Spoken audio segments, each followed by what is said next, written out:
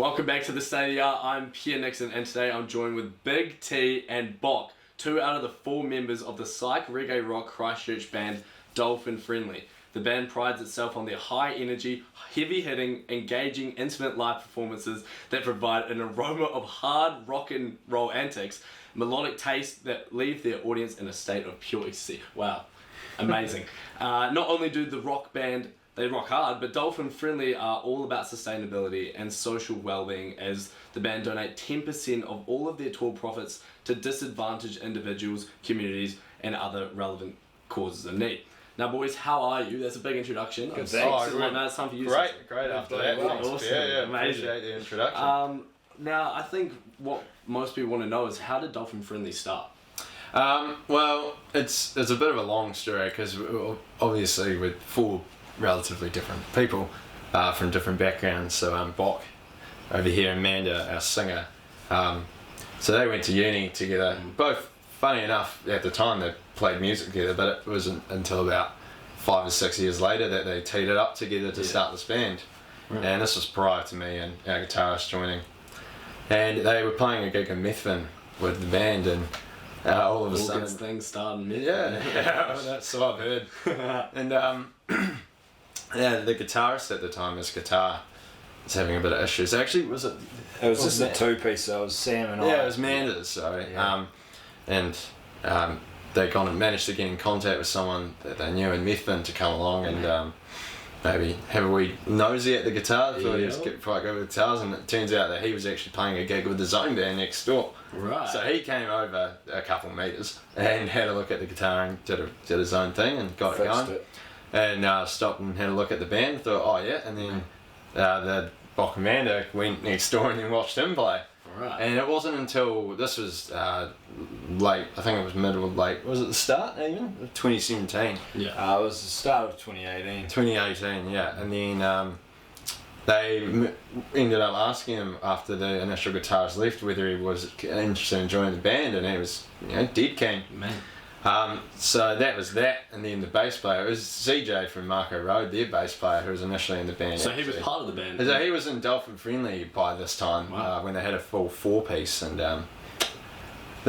he left, they needed a bass player, and it was just so happened that at the same time I was at jazz school with our guitarist now, TK, who had just joined the band. There you go. And then next thing you know, we're out jamming in BOC's garage, and the rest is history. Now we're here. Amazing. Yeah. The rest is history, eh? Yeah. Now, how Dolphin Friendly, what's the name from? It originates literally off the back of a tuna can. Right. So any tuna or any fish that has been caught in a manner of not harming any dolphins, they slap a label on it called Dolphin Friendly. And basically that sort of portrays what the whole band's about, is sort of this environmental type side to things. Not necessarily focused just on environmentalism, but we're basically want to do all things good within the world. So it can be, whether it be mental health awareness or environmentalism or just basic being good buggers. Ethics, values. Love that. Mental health is a big one. That's good to have as a rock band. Yeah. One of the bands back in the day, they didn't have many ethics. No. In fact, they borderline had the opposite. Exactly. So it's good to see nowadays. Now, last week I interviewed There's a Tuesday, and they had a pretty massive summer. But to be fair, you boys did something pretty sick this summer too. You played at Bay Dreams North and South, Soundsplash, the Edges Christchurch New Year's Festival, and the Banks Peninsula Festival, plus you did your own tour. Yeah. What was that like? Obviously, we're just so grateful to be in New Zealand at the time. Everything's happening. That's the only place where you can really sort of do these things. But yeah, it was a really big summer. So the biggest festivals we've been able to play, obviously Bay Dreams, Soundsplash, all that kind of stuff, and our own tour, which was a great success overall, and just good to kind of do that. Summer's always the time where, all right, let's leave it all at the door and go, and then awesome. Yeah, we just played, and now that's how you do it. Back settling in, just teeing up some more shows at the moment, I suppose. Good. Yeah, but it's always good to sort of do that, get it out of the way, and now we're off new chapter, I suppose. That is. We'll go around the room. Starting with BOC. What was your favourite gig of the summer?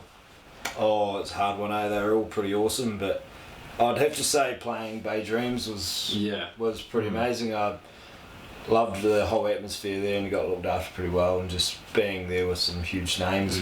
Soundsplash also was great because we had an amazing crowd there, didn't we? Yeah, it was actually like a much more sort of intimate compared to Bay Dreams, because we're in a sort of smaller and under a marquee, but the turnout was just amazing. We got it was a combination of luck and just well-known name, I suppose. Getting people out. We had a lot of people that we didn't expect, harbouring a nice younger crowd, and just getting the name out there. Pushing our music, which was really good. But Bay Dreams took the cake for me. Do you get to interact with many of the other artists at Bay Dreams, and do you get to talk to them? Yeah. So because there was a few international ones this year, or I don't know how they. No, neither do I. But Peking Duck. He was Montel. He's Kiwi, but he's a good guy. Definitely get to meet a lot of those. That's people. pretty awesome. Yeah, obviously they're, just doing their job, and you don't want to come across as a pesty fan. Yeah, but I mean, you guys are working alongside them. It's not necessarily. The craziest thing was walking around, and all of a sudden you see Israel Adesanya walking around with a couple of bodyguards, and you're like, surely not. At Bay Dreams. At Bay Dreams, up north.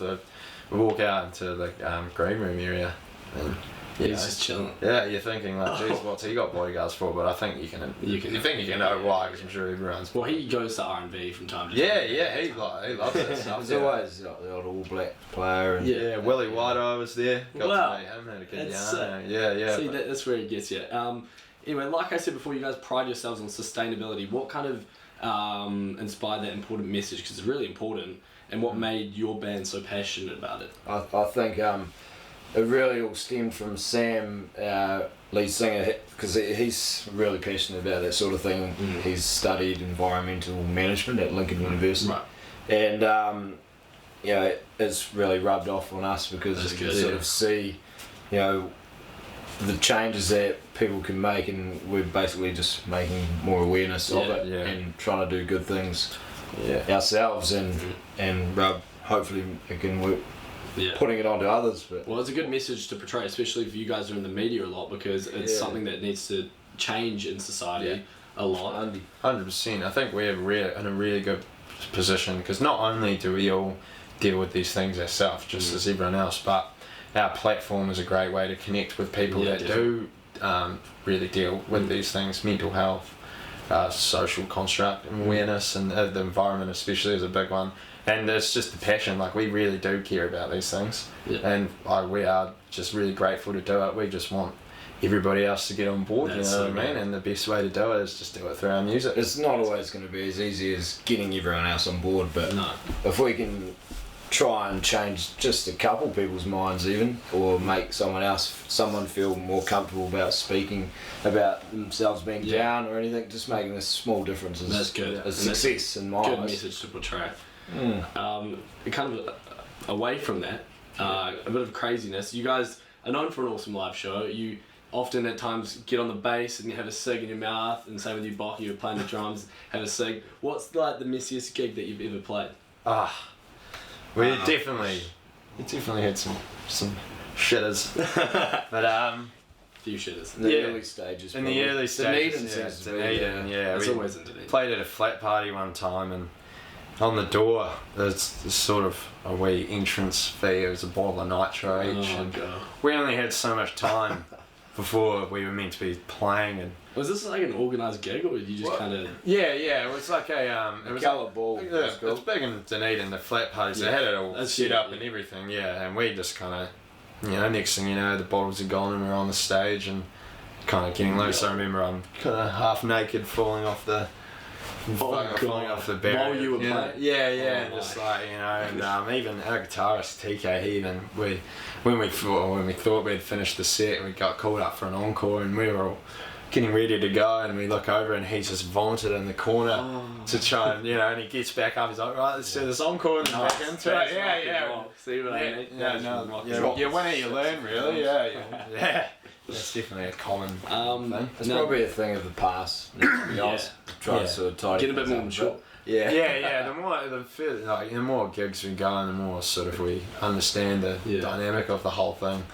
And it just gets hard. Well, yeah, you're playing music, but you can save your partying for after. Yeah, that's the idea. But it's still fun though. I think at the time you think that you're performing well because you're drunk, but when you look everything back, seems all good when you're drunk. Yeah, it's If you watched a video of you guys playing live, it would probably be quite shocking. Yeah, We try to avoid it. Try to avoid it. But. Now, you guys got some music on the way. What do we know? What can we know about that? So we've got an EP, upcoming EP ready to release hopefully within the next 2 to 3 months. It's a bit of a hard one because we're still doing a few recording things and it's getting mixed at the moment. But we're hoping to release one more single before the whole EP's released. So we've got 3 songs recorded plus 2 that we've already actually released. Killing Silence, our latest single. Yeah, boy. And another one, Find Me, which has actually been out a while now. But we sort of have to bolt it onto an EP. We've got a little idea that we can sort of try and squeeze it in that EP, do it a bit differently, add a couple bits and bobs, and then maybe another hard hitter back in the. It's really exciting though because this new music that we've been recording has sort of got its own sort of new sound, I guess you could say. It's more sort of hard hitting rock, sort of what we need. Yeah, a bit of rock and roll, but also it just sounds like Dolphin Friendly, really. Yeah, you've definitely worded it quite well when you say psych rock. Yeah, reggae. Yeah, definitely there, and we're kind of incorporating all those elements with a culmination of other ones, and I think we really just starting to now, after doing this, find our own and start to produce that Dolph sound that we want. Well, that's good. Unique. That's good because there's not many. Well, at the moment in rock music, it's hard to find good rock artists coming out because there's just not many people who want to play rock music. No, I couldn't agree more. So it's good to have good to see you guys, especially from Christchurch, representing. There's a plethora of bands in Christchurch, but man, it's good to see some boys making it out. It's actually when you say that. We throw a bit of a spanner in the works because there's a hip hop song there as well. Oh, but that's fine. It's that's straight rap, but that's like it's like Rage Against the Machine. They're like the most beautiful thing ever. Really good. So nice, as you will hear. Yeah. Oh, we can't wait. Now, what was the craziest tour story you've had? Because we talked about messy gigs, we've got tour stories.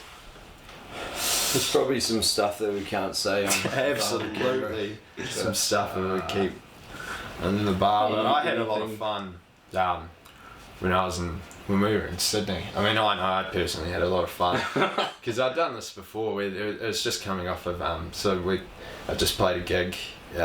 4 of us, maybe just a week prior. At Strangers Lane in Christchurch. I'm pretty sure I was there as well. Yeah. I mean, there, hopefully you caught me because I tried to do a stage dive in my undies and it didn't seem to work all that well at the time. There was enough people, but I think maybe it worked.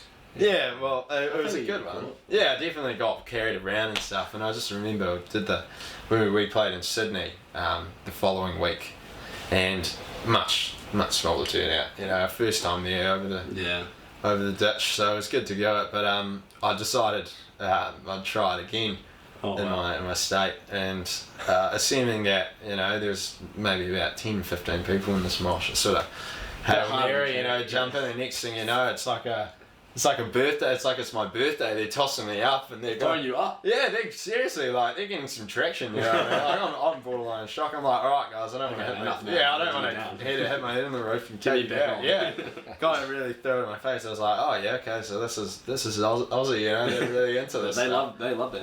Indie rock. And finally, I guess, what is 2021 going to bring for you guys? What are you aiming to achieve by the end of the year? Smack out. Well, obviously releasing this EP is going to be huge for us. It's sort of probably the main focus for this year as such. So before the winter, we'd like to get that out, and then just before the winter and going into the winter, we're planning a nationwide tour for the release of either this EP or a single. It's still sort of in the works as of yet. Time will tell. Yeah, but that's sort of going to be a big one. Then sort of relax for the end of winter, hopefully. And no doubt we'll hook back into it spring because we love touring. We want to do more shows, and then bring on summer after that. Buy tickets, everyone. Buy tickets because it's going to be a huge summer. Buy tickets. And that's all from me. But you can check these guys out on all music platforms. Spotify. You guys on SoundCloud? We have got some stuff on SoundCloud. Can you get your music on iMovie? iTunes, sorry. Yeah, iTunes. No, Get it on iMovie, there. not Yeah, iMovie. SoundCloud's actually good because we sort of put a lot of. We've got a couple live sets on our Live sets. on our SoundCloud stuff That's that you it. wouldn't be Yeah, able to there's see rare anywhere stuff on else. there. Yeah. But everywhere else you can Check find that us. out. Yeah. Check them out on Facebook and Instagram as well. We'll have events coming up. And also give State of the Art a follow on Instagram and Facebook because our interview will be coming soon. Next up, we've got a rapper coming on the hot seat. We haven't had that before, but stay tuned for more. Cheers, man. Yeah, boys. It's fair. Let's go. Yeah.